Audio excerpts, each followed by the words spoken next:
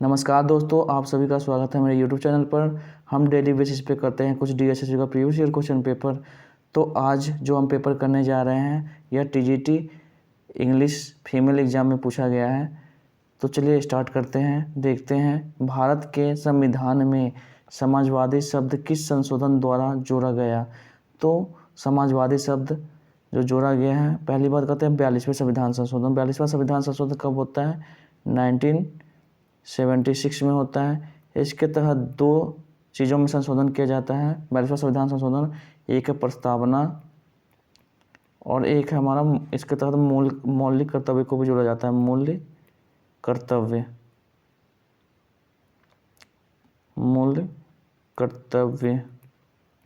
में भी बदलाव किए जाते हैं। मूल कर्तव्य को जोड़ा जाता है 42वां संविधान संशोधन। एक है प्रस्तावना में क्या होता है? संशोधन किया जाता है। प्रस्तावना में क्या संशोधन किया जाता है? 3 वर्ड इसमें जुड़ जाते हैं 42वें संविधान संशोधन द्वारा। एक कौन सा है हमारा कि एक है हमारा समाजवादी,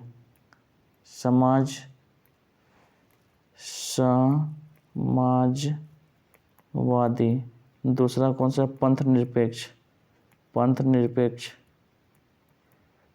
ठीक है, पंथ निरपेक्ष। और तीसरा है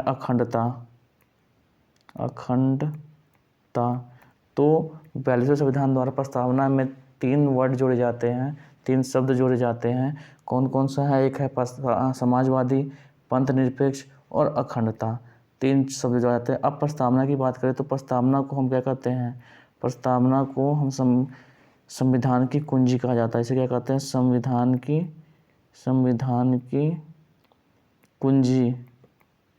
कुंजी भी कहा जाता है। क्या कहा जाता है? कुंजी कहा जाता है प्रस्तावना को। प्रस्तावना इसमें क्या हुआ था कि केशवानंद जो भारतीय केस था, ठीक है, उसके तहत प्रस्तावना को क्या कहा गया कि इसे संविधान का मूल ढांचा कहा गया। क्या कहा गया? संविधान का मूल ढांचा कहा गया। बोला गया कि जो प्रस्तावना है वो संविधान का ही अंग है और इसमें संशोधन किया जा सकता है। कौन सा केस है? केशवानंद भारती केस 1973 में। अब है जो प्रस्तावना है, प्रस्तावना में हम और देख लेते हैं कि प्रस्तावना में कितने प्रकार की न्याय की बात की गई है। तो प्रस्तावना में 3 प्रकार का न्याय है। 3 प्रकार का न्याय है। कौन कौन सा न्याय है हम देख लेते हैं। 3 प्रकार का न्याय है। हम कौन सा है? एक है सामाजिक, राजनीतिक,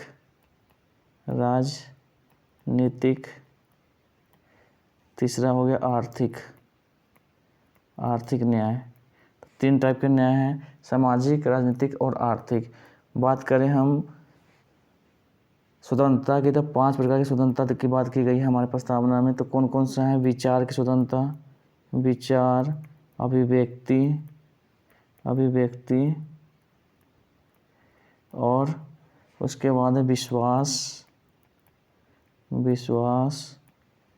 धर्म की स्वतंत्रता और है उपासना की स्वतंत्रता।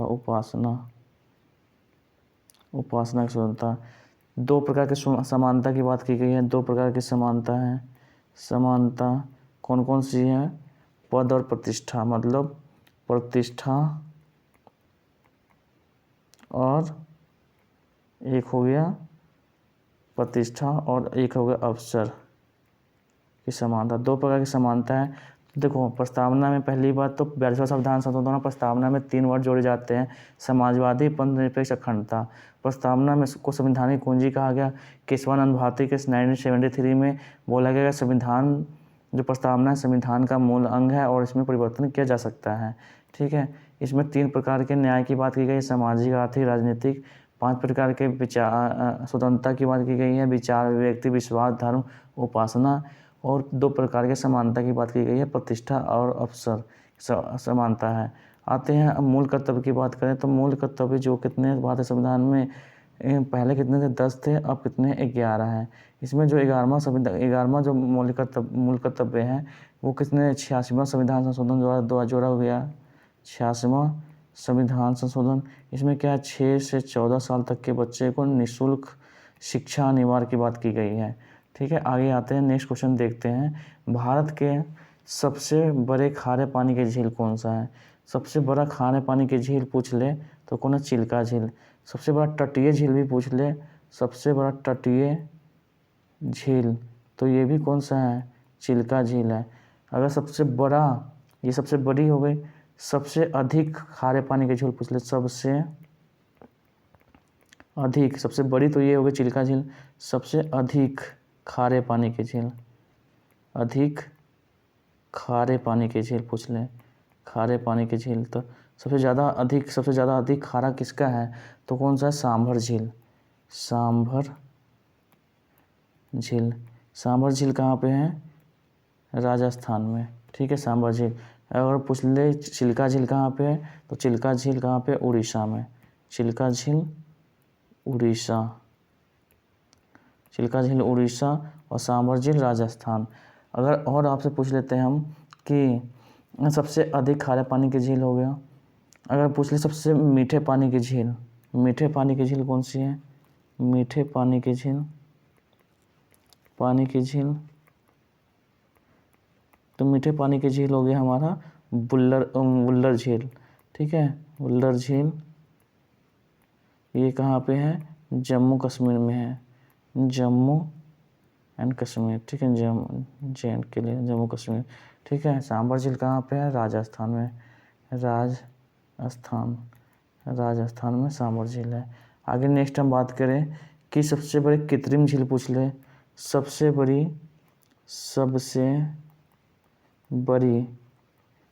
कृत्रिम झील पूछ ले, तो कौन सा, गोविंद बल्लभ पंत सागर, कौन सा है, गोविंद बल्लभ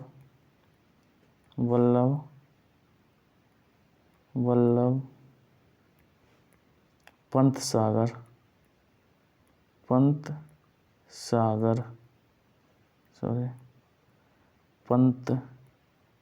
सागर, ठीक है। ये सबसे बड़ी कृत्रिम झील है।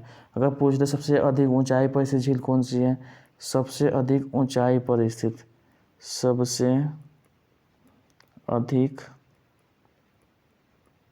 ऊंचाई पर स्थित पूछ ले आपसे, ऊंचाई पर स्थित झील कौन सी है, तो ऊंचाई पर स्थित झील कौन सी, सबसे अधिक ऊंचाई पर स्थित झील कौन सी है, तो चोलामू झील, कौन सी है, चोलामू झील। इसी झील से कौन से तीस्ता नदी का उद्गम हुआ, तीस्ता नदी का झील कहाँ से हुआ, चोलामू झील से ही तीस्ता नदी का उद्गम हुआ है। तीस्ता नदी का उद्गम कहाँ से हुआ, चोलामू झील से ही हुआ है।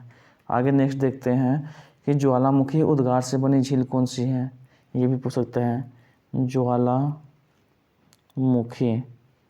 उद्गार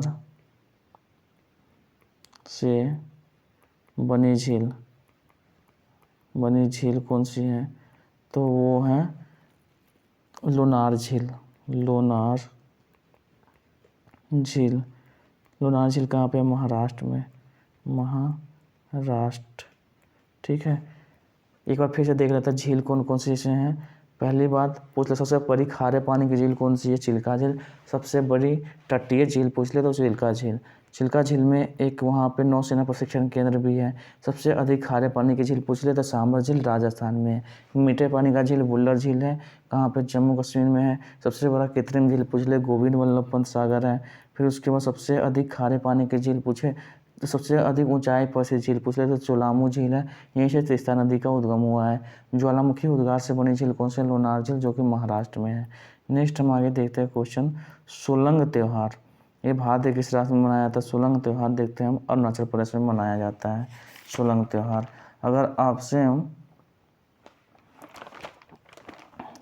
सोलंग त्यौहार हो गया, चलिए आगे आते हैं हम कि आपसे और पूछ लिया जाए कि और कौन कौन से त्यौहार हैं जो कि मनाए जाते हैं। जैसे आपसे पूछ लें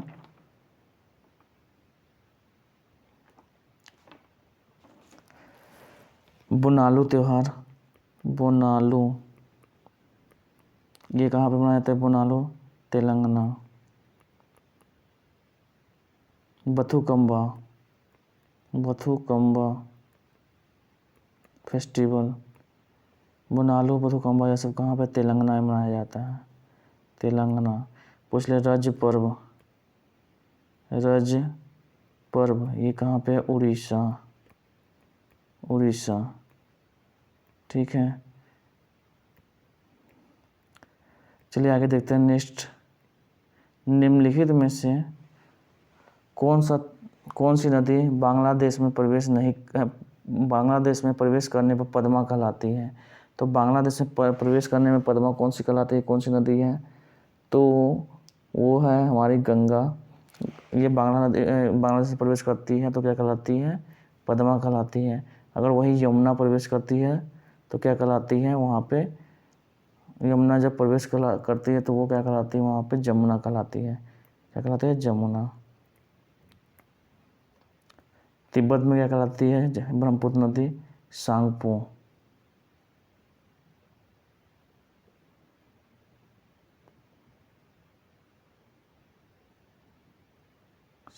ब्रह्मपुत्र अगर प्रवेश करते हैं जमुना कहलाती है। ठीक है, अगर यमुना नहीं, सॉरी, ब्रह्मपुत्र जो प्रवेश करती है उसे क्या बोलते हैं? वहाँ पे जमुना बोलते हैं। जबकि तिब्बत में क्या बोलते हैं ब्रह्मपुत्र को? सांगपो। सांगपो। अगर पूछ ले आपसे, अरुणाचल प्रदेश में क्या बोलते हैं? दिहांग। अरुणाचल प्रदेश में दिहांग बोलते हैं। और असम में ब्रह्मपुत्र, असम में ब्रह्मपुत्र बोलते, क्या बोलते हैं? ब्रह्मपुत्र। ब्रह्मपुत्र असम में बोलते हैं। चलिए आगे आते हैं, नेक्स्ट हम बात करते हैं क्वेश्चन के। हाँ चलो आगे। निम्नलिखित में से कौन सा भारतीय संविधान के राज्य सूची के अंतर्गत आता है? तो राज्य सूची के अंतर्गत कौन था? बाजार और मेले। भारतीय संविधान के जो हम देखते हैं कि 3 भागों में से क्या किया गया है, हमें बांटा गया है। पहला एक होता है संघ सूची। ठीक है, इसका आंसर तो बाजार और मेला जाएगा। देखते हैं हम संघ सूची, यहाँ पे आगे देख लेते हैं। आ जाओ यहाँ कि 3 भागों में बांटा गया है संघ सूची। यहाँ पे लिखते हैं संघ सूची। इधर क्या हो गया? राज्य सूची, राज्य सूची। और इधर क्या है? समवर्ती सूची, समवर्ती सूची। संघ सूची में जो पहले विषय कितने थे? संघ सूची में 97 पहले विषय था, अब बढ़ के कितना हो गया है? 100 वर्तमान में। इसमें कितने थे? पहले 66 थे, अब कितने हो गए? इसमें घट गए, 61 हो गए। अभी समवर्ती में बात करें तो समवर्ती सूची जो है हमारा, इसमें पहले था 47, बढ़ के अब कितने हो गया? 52 हो गया है। अब संघ सूची की बात करें, संघ सूची में वो मामले आते हैं जैसे हम देखते हैं देश की रक्षा करना, विदेशी मामले, विदेशी मामले ये से आते हैं मामले। ठीक है, फिर उसके बाद युद्ध, शांति स्थापना, डाक, तार, उसके बाद रेल, फिर उसके बाद परमाणु शक्ति, ये सब किस में आता है? हमारा संघ सूची में आता है। राज्य सूची में क्या आएगा? राज्य सूची में से पुलिस, जेल, ठीक है, स्वास्थ्य, आपसे पूछ ले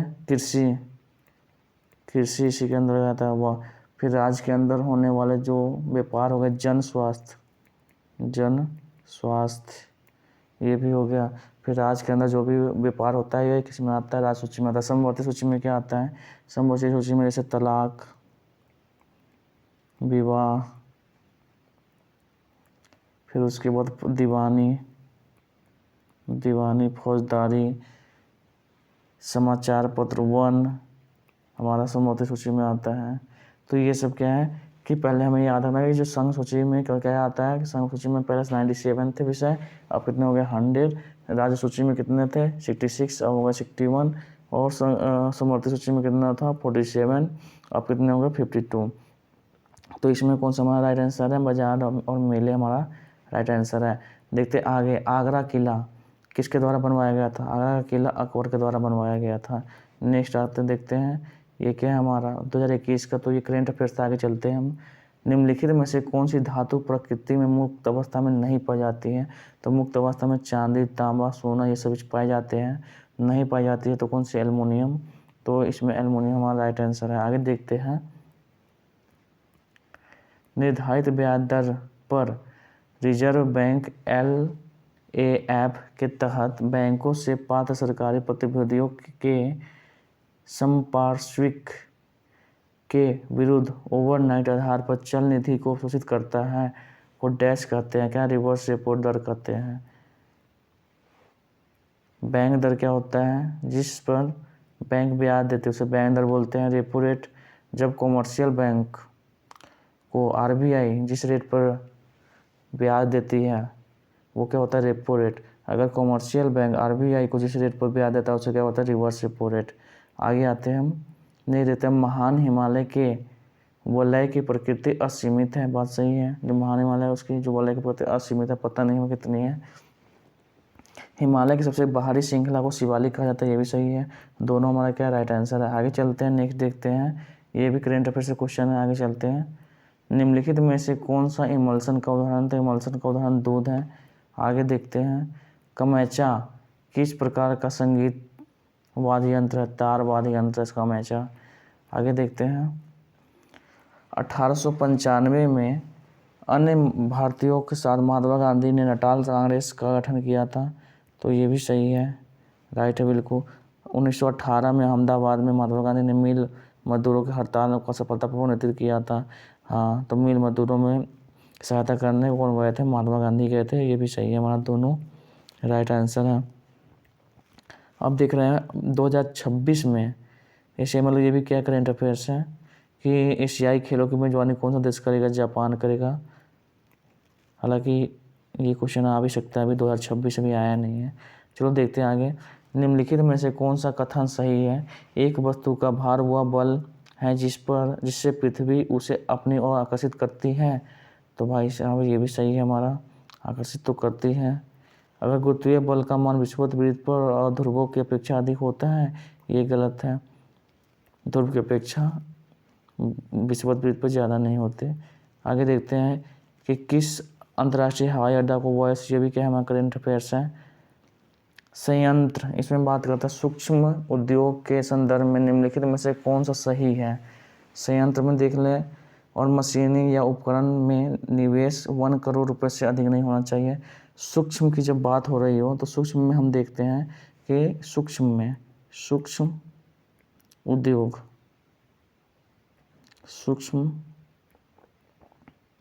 सूक्ष्म उद्योग की बात जब होगी तो इसमें जो निवेश है, इन्वेस्टमेंट, निवेश 1 करोड़ से ज़्यादा नहीं होना चाहिए, 1 करोड़ से ज़्यादा नहीं होनी चाहिए, ठीक है, 1 करोड़ से ज़्यादा नहीं होना चाहिए। जबकि हम बात करें इनकम, वार्षिक इनकम कितनी होनी चाहिए, वार्षिक इनकम आय 5 करोड़ से ज़्यादा नहीं होनी चाहिए, 5 करोड़ से ज़्यादा नहीं होनी चाहिए। तो ये कितने हो गए, तो यहाँ पर देखो 1 करोड़ से अधिक नहीं होनी चाहिए, ये सही है हमारा, ये क्या है हमारा सही है, 1 करोड़ से ज़्यादा नहीं होना चाहिए। और यहाँ पे 5 करोड़ से ज़्यादा नहीं होना चाहिए, ये भी सही है। अगर हम बात करें लघु उद्योग की, तो लघु उद्योग में क्या बताया गया, जो लघु उद्योग है हमारा उसमें बताया गया जो इन्वेस्टमेंट है, मतलब निवेश कितनी होनी चाहिए, निवेश 10 करोड़ से ज़्यादा नहीं होनी चाहिए, 10 करोड़। जबकि इनकम, जो वार्षिक इनकम है, वार्षिक आय 50 करोड़ से ज़्यादा नहीं होना चाहिए, 50 करोड़ से ज़्यादा नहीं होना चाहिए। तो ये हो गया हमारा लघु उद्योग का। सूक्ष्म उद्योग में 1 और 5, लघु उद्योग में 10 और 50, ये याद रखना, करोड़, ठीक है। आगे चलते हैं, तो दोनों हमारा क्या राइट आंसर है। आगे देखते हैं हम, भारतीय राष्ट्रीय कांग्रेस की स्थापना किस वर्ष हुई थी, तो भारतीय राष्ट्रीय कांग्रेस की स्थापना 1885 में हुई थी। तो आपसे पूछा जाता है, पहली बार ये भी पूछ लिया जाता है कि देखो इसमें तो कुछ भारतीय राष्ट्रीय कांग्रेस में हम कुछ महत्वपूर्ण पढ़ लें कि भारतीय राष्ट्रीय कांग्रेस की स्थापना कब होती है, 1885 में होती है, 1885 में। पहला अधिवेशन कहाँ पे होता है, बॉम्बे में, मुंबई, उस समय क्या बोलते थे, बम्बई बोलते थे, बम्बई, ठीक है, बम्बई में। और इसका पहला जो अधिवेशन हुआ था उसकी अध्यक्षता किसने की थी, तो बनर्जी ने। बनर्जी का मतलब क्या हो गया, व्योमेश चंद्र बनर्जी। कौन है, व्योमेश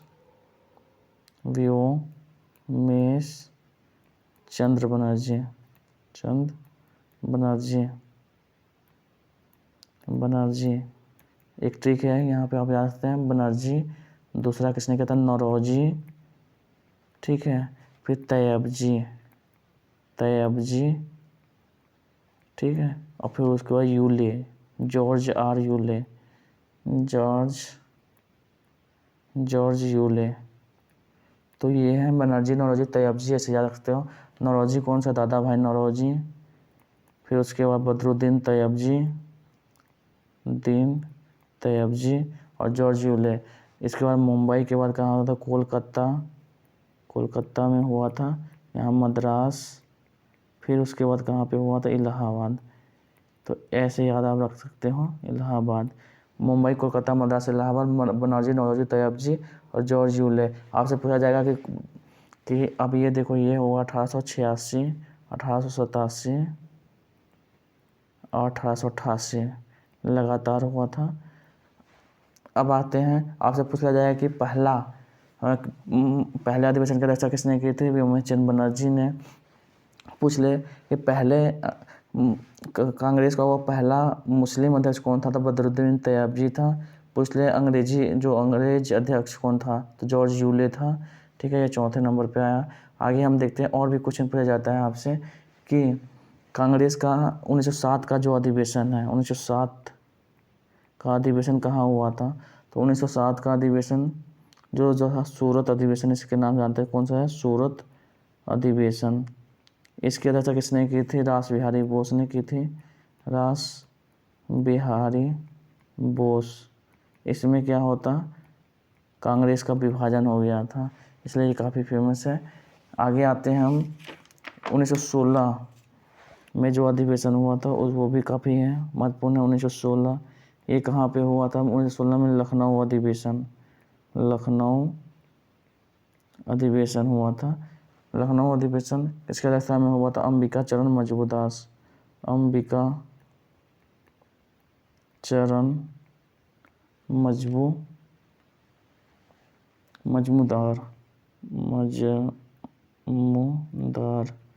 के उसमें हुआ था, अध्यक्षता में हुआ था। इसमें क्या हुआ? कांग्रेस का विलय हो गया। फिर आगे हम देखते हैं, आगे एक है 1924 बेलगांव अधिवेशन, बेलगांव अधिवेशन। इस अधिवेशन की अध्यक्षता किसने की थी? महात्मा गांधी। के अधिवेशन की अध्यक्षता किसने की थी? महात्मा गांधी।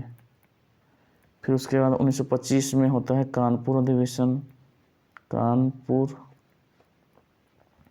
अधिवेशन। इसकी अध्यक्षता किसने की थी? सरोजनी नायडू, सरोजनी नायडू, ठीक है। फिर से देख लेते हैं हम कि कांग्रेस के यहाँ पे क्वेश्चन क्या है। देखो, भारतीय राष्ट्रीय कांग्रेस की स्थापना कब होती है? 1885। उस समय 1885 में इसका अधिवेशन कहाँ होता है? मुंबई में। इसके अध्यक्षता किसने करते? व्योमेश चंद्र बनर्जी। 1886 में कोलकाता में दादा भाई नौरोजी, 87 में मद्रास में बदरुद्दीन तैयबजी, इलाहाबाद में जो अध्यक्षता करे थे जॉर्ज यूले ने। 1907 में सूरत अधिवेशन रास बिहारी बोस की अध्यक्षता में। इसमें क्या हुआ था? कांग्रेस का विभाजन हो गया। 1916 में कांग्रेस का विलय होता है। लखनऊ अधिवेशन अंबिका मजमू चरण दास। 1924 में बेलगांव अधिवेशन महात्मा गांधी।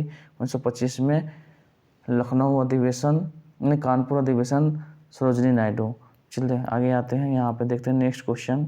जुलाई 2020 में किस कंपनी ने एक नया वीडियो कॉन्फ्रेंसिंग, मतलब ये भी क्या है हमारा? ब्लू जीन्स, मतलब करेंट अफेयर से संबंधित भारतीय एयरटेल कंपनी है इसका आंसर। आगे देखते हैं। चलो ये 20 आपका कम समाप्त हो गया। मिलते हैं नेक्स्ट वीडियो में। अगर वीडियो आपको अच्छा लगा तो लाइक करिए, सब्सक्राइब करिए।